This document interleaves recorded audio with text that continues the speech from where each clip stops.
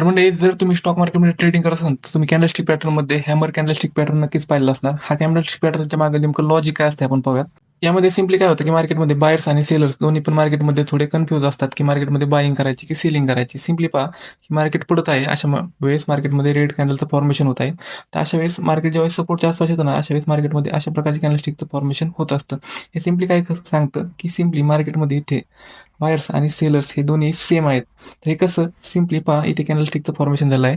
तर मला एक माहिती आहे की कॅन्डलस्टिकमध्ये बॉडी जिथे असते ना तिथेच मार्केटमध्ये ओपनिंग व क्लोजिंग होत असते. तर सिम्पली पहा, हे जर कॅन्डलस्टिक ग्रीन आहे तर सिम्पली मार्केटमध्ये ओपनिंग इथे झालेलं आहे आणि त्यामध्ये क्लोजिंग हे तिथेच झालेलं आहे. तर सिम्पली इंडिकेट करतं की मार्केट जिथे ओपन झालं ना तिथून मार्केट वरती गेलं. इथून मार्केट जर ओपन झालं तर मार्केट इथून वरती गेलं आणि मार्केट वरतून गेल्यानंतर पुन्हा एकदा मार्केटने खाली लो मारला. असा लो मारल्यानंतर मार्केट पुन्हा एकदा त्याच झोनच्या आसपास क्लोजिंग केलेलं आहे.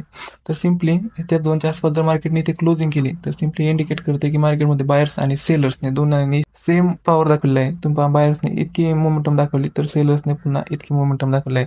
सिम्पली दोन्ही साईड सेम आहेत. तर मार्केटमध्ये मार्केट हे इथून एक कन्फ्युजन स्थितीमधून मार्केट पुन्हा एका रिव्हर्सल होण्याची प्रॉबिलिटी खूप जास्त असते.